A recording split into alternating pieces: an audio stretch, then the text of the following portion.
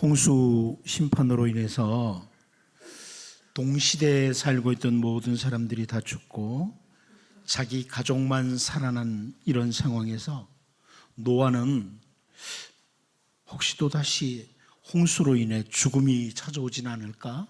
이런 불안한 마음을 가질 수 있었습니다. 그런데 하나님께서 약속의 말씀을 주시죠. 창세기 9장 13절입니다. 내가 내 무지개를 구름 속에 두었나니 이것이 나와 세상 사이의 언약의 증거니라. 이렇게 말씀하십니다.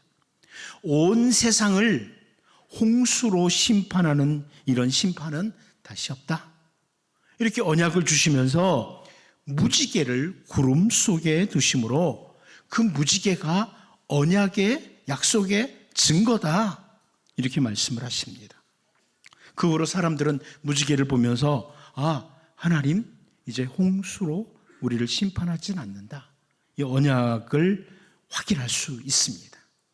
증거가 되는 거죠. 야곱도 증거와 관련해서 경험했던 일이 있습니다. 창세기 31장 51절에서 52절을 보면 라반이 또 야곱에게 이르되 내가 나와 너 사이에 둔 이 무더기를 보라. 또 이 기둥을 보라. 이 무더기가 증거가 되고 이 기둥이 증거가 되나니 내가 이 무더기를 넘어 네게로 가서 해하지 아니할 것이요 네가 이 무더기 이 기둥을 넘어 네게로 와서 해하지 아니할 것이라. 이런 표현을 합니다. 야곱과 그 외삼촌 라반이 돌 무더기를 쌓고 돌 기둥을 세우고 그 돌 무더기와 기둥이 둘 사이의 증거다. 서로 넘어와서 해하지 않는다는 증거다. 이렇게 표현을 했습니다. 이렇게 사람과 사람 사이에도 서로 약속을 하는 증거들이 있습니다. 젊은 남녀가 결혼을 하면서 반지를 가지고 우리는 부부라고 약속하는 증표가 있듯이 증거들이 있습니다. 이스라엘 백성들을 이끌고 요단강 건너편 그 앞에까지 온 모세가 약속의 땅에서 지켜야 될 말씀들을 선포하면서 신명기 4장 26절에서 내가 오늘 천지를 불러 증거를 삼노니 너희가 요단을 건너가서 얻는 땅에서 속히 망할 것이라. 너희가 거기서 너희의 날이 길지 못하고 전멸될 것이니라. 이런 표현합니다. 너희가 약속의 땅에 들어가서 말씀을 어기면, 하나님의 말씀대로 걷지 않고 죄의 길로 걸어가면 내가 천지를 불러서 증거를 삼는데 너희 속히 망한다. 이런 표현을 하는 거죠. 하늘과 땅이 증거가 된다. 이런 표현입니다. 자, 이렇게 이 세상에 존재하는 것들, 하나님이 창조하신 만물들이 증거의 도구로 사용되기도 했는데, 하나님께서는 선지자들과 사도들과 오늘 우리들을 증거자들로 세우시기도 하십니다. 세례 요한은 하나님께서 귀하게 사용하신 증거자 중에 한 사람입니다. 그런데 그 세례 요한이 오늘 본문에서 또다시 증거를 합니다. 우리 주 예수님이야말로 최고의 증거자시다. 예수님은 최고의 증언자시다. 이렇게 증거하고 있습니다. 여러분, 우리가 믿는 예수님, 우리가 섬기는 예수님이 누구인지를 올바로 아는 것은 정말 중요한데, 예수님은 최고의 증언자시다. 이렇게 세례 요한이 오늘 본문에서 표현해 줍니다. 우리의 구주이시고 우리의 주인이시며 최고의 증언자이신 예수님, 이 예수님을 우리가 본문을 통해 확인하면서 그 주님의 증언, 주님이 하신 말씀들을 단단히 붙잡고 정말 복이 있는 주님의 사람들로 살 수 있기를 바랍니다. 그러면 예수님이 왜 최고의 증언자이시고 예수님, 최고의 증언자이신 예수님은 어떤 분이신지 오늘 본문을 통해서 간단히 살펴보려고 합니다. 첫 번째로 최고의 증언자이신 예수님을 탁월하신 증언자다. 이렇게 오늘 본문은 설명해 주고 있습니다. 탁월하신 증언자다. 이런 표현을 합니다. 우리 31절을 같이 한번 읽어보겠습니다. 봅니다. 시작. 위로부터 오신 이는 만물 위에 계시고 땅에서 난 이는 땅에 속하여 땅에 속한 것을 말하느니라. 하늘로부터 오신 이는 만물 위에 계시나니. 자, 여기 예수님을 가리켜서 위로부터 오시는 이, 하늘로부터 오시느니 이렇게 표현을 해주고 있고, 만물 위에 계시는 분, 이런 표현을 해주고 계십니다. 자, 위로부터 오신다, 하늘로부터 오신다, 이런 표현이 나오는데요. 세례 요한을 비롯해서 그동안 있던 모든 선지자들, 사도들, 모든 사람들은 땅에서 태어난 사람들이에요. 땅에 붙어 살 수밖에 없는, 땅에서 난 자들. 근데 예수님은 그 시작이 위로부터다, 하늘로부터다, 이렇게 선포합니다.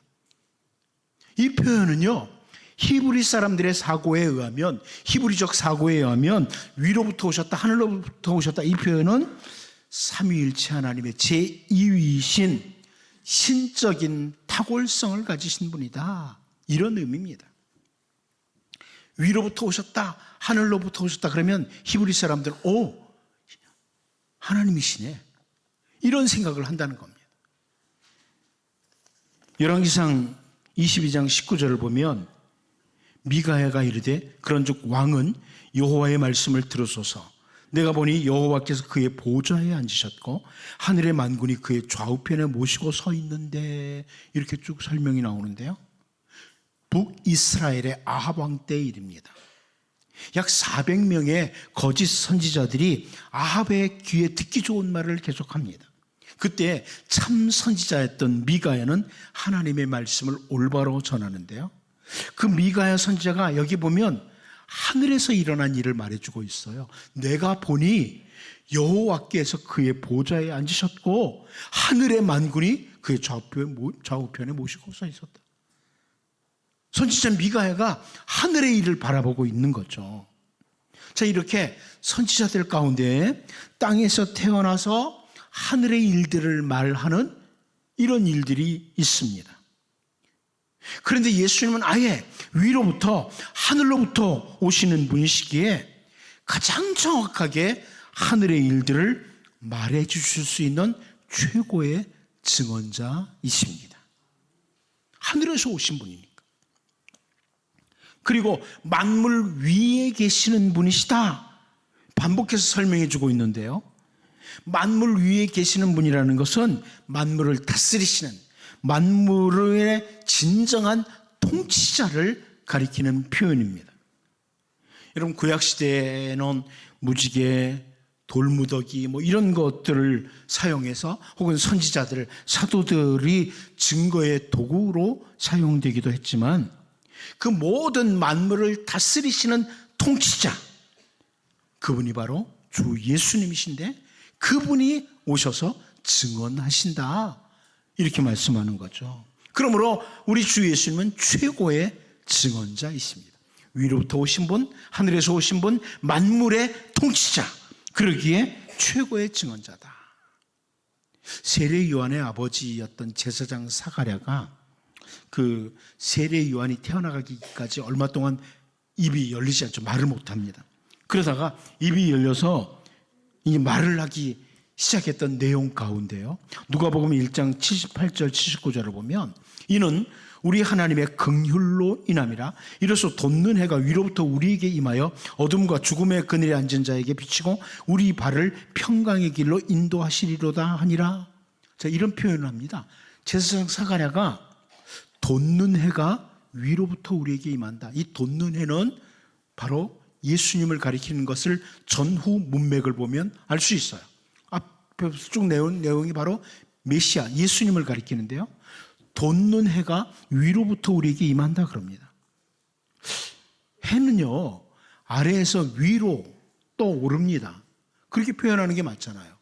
그런데 돋는 해가 위로부터 우리에게 임한다. 뭔가 좀 맞지 않죠, 논리적으로는. 돋는 해가 위로부터 우리에게 임한다. 이 표현은 무엇을 말하느냐?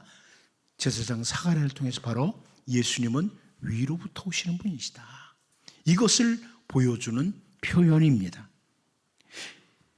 그리고 바울 사도는 골로새서 1장 17절을 통해서 또한 그가 만물보다 먼저 계시고 만물이 그 안에 함께 섰느니라, 이런 설명을 해주죠. 바로 예수님은 만물의 통치자라는 것이 이렇게 계속 반복되고 강조되는 겁니다. 성경 곳곳에서 예수님은 위로부터 오신 분, 하늘로부터 오신 분이고 만물 위에 계시는 만물의 통치자시다, 이렇게 강조됩니다. 여러분, 우리가 믿는 예수님, 우리가 섬기는 예수님은 위로부터 오신, 하늘로부터 오신 만물의 통치자이신 그분인데, 그분이 우리에게 증언을 해주시는 최고의 증언자이십니다. 이제 예수님이 하신 말씀들, 그 증언들을 단단히 붙잡고, 그리고 주님 말씀 안의 삶으로 정말 복이 있는 주의 백성으로 살 수 있기를 바랍니다. 두 번째로, 최고의 증언자인 예수님은 직접 보고 듣고 아시는 분이시다. 이것을 볼 수 있습니다. 직접 보고 듣고 아시는 분이다. 우리 본문 32절을 다시 한번 읽어보겠습니다. 봅니다. 시작. 그가 친히 보고 들은 것을 증언하되 그의 증언을 받는 자가 없도다. 당시 아무리 뛰어난 서기관들, 율법 학자들이라고 해도 그 사람들은 모두가 다 보고 듣고 배운 것을 가지고 말하고 가르쳤었습니다. 그런데 예수님께서 성전에 올라가셔서 가르치실 때 유대인들이 놀라면서 했던 표현, 예수님의 대답이 있는데요. 요한복음 7장 15절 16절을 보면 유대인들이 놀랍게 여겨 이르되 이 사람은 배우지 아니하였거늘 어떻게 그를 아느냐 하니 예수께서 대답하여 이르시되 내 교훈은 내 것이 아니요 나를 보내신 이의 것이니라. 이렇게 표현이 나옵니다. 그동안에 존재했던 모든 율법 학자들, 율법 선생님들은 그 전에 어떤 선생님, 율법 학자들에게 배운 것을 가지고 말을 했어요. 그런데 어떤 율법 선생, 율법 학자들에게 배운 적이 없으신 예수님께서 어떻게 그를 아느냐? 이 말은 어떻게 토라를 아느냐? 어떻게 말씀을 아느냐? 이런 표현이죠. 이렇게 표현했어요. 예수님께서 내 교훈은 내 것이 아니고 나를 보내신 이의 것이다. 이렇게 말씀을 하십니다. 예수님을 보내신 분, 하늘 아버지, 성자, 성부 하나님이시고 그 하나님 아버지는 예수님과 함께 계시던 분이에요. 우리가 이미 앞부분에서 살펴보았지만 요한복음 1장 1절에 3절을 보면 태초에 말씀이 계시니라. 이 말씀이 하나님과 함께 계셨으니 이 말씀은 곧 하나님이시니라. 그가 태초에 하나님과 함께 계셨고 만물이 그로 말미암아 지은 바 되었으니 지은 것이 하나도 그가 없이는 된 것이 없느니라. 이렇게 이미 선포됐습니다. 말씀, 태초부터 계셨던 호로고스, 그 말씀, 다시 말하면 예수님이죠. 그 예수님은 하나님과 함께 계시던 분이셨다. 그리고 하나님께 직접 말씀을 받으신 거죠.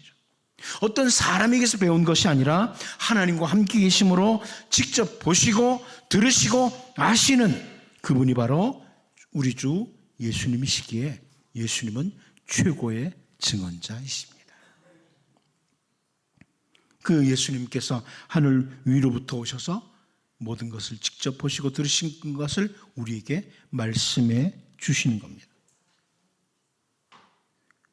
그런데 이미 살펴봤지만 세례 요한도 구원자 예수님을 미리 보고서 하늘에 가서 보고서 그가 예수님을 증언하는 게 아니에요.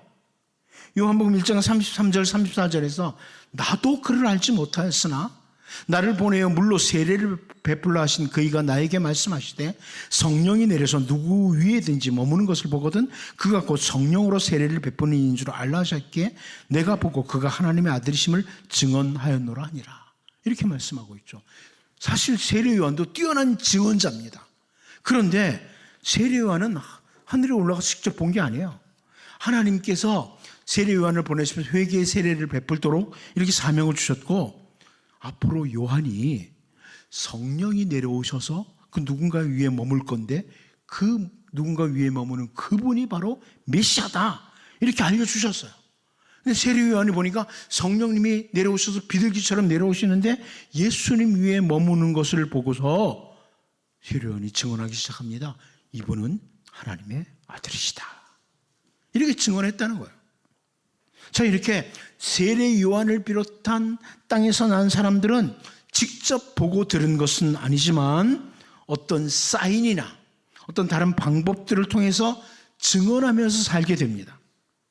그래도 예수님은 위로부터 직접 보시고 들으시고 아심으로 최고의 증언자시다. 이것을 본문에서 보여주고 있습니다. 예수님의 증언을 들을 때 사람들이 놀라는 거죠. 다른 사람들과 다르다. 이렇게 말하는 겁니다. 우리가 잘 알다시피 예수님께서 산상보훈을 가르치셨을 때 마태복음 7장 28절 29절을 보면 예수께서 이 말씀을 마치심에 무리들이 그의 가르치심에 놀라니 이는 그 가르치시는 것이 권위 있는 자와 같고 그들의 서기관들과 같지 아니함이로라. 다른 거예요. 직접 보시고 들으시고 아시기에. 예수님께서 우리의 모든 죄를 대신 지시고 십자가에서 대속의 죽음을 죽으시기 전에 드리는 기도가 있습니다. 그 기도를 신학자들은 보통 예수님의 대제사장적인 기도다 이렇게 표현을 해요. 요한복음 17장입니다. 그런데 요한복음 17장 8절 예수님 기도 가운데 이런 내용이 나와요. 나는 아버지께서 내게 주신 말씀들을 그들에게 주었사오며 그들은 이것을 받고 내가 아버지께로 나온 줄을 참으로 아오며 아버지께서 나를 보내신 줄도 믿었사옵나이다. 삼위일체 하나님의 제2위신 예수님은 하나님 아버지와 함께 계셨고 예수님이 전하시는 말씀은 하나님 아버지께서 주신 말씀이다. 이렇게 표현됩니다. 여러분 오늘 본문에서 위로부터 오신 주 예수님, 하늘로부터 오신 주 예수님은 직접 보고 들으시고 아시는 것을 증언하는 최고의 증언자다. 우리가 믿는 예수님, 우리가 섬기는 예수님은 바로 최고의 증언자다. 이것을 기억하고 주님이 주신 말씀들을 잘 받아들이고 그 주님의 말씀으로 우리의 삶의 잣대를 삼고 더욱 주님의 백성답게 살아가는 우리 모두가 될 수 있기를 바랍니다. 마지막 한 가지 더 봅니다.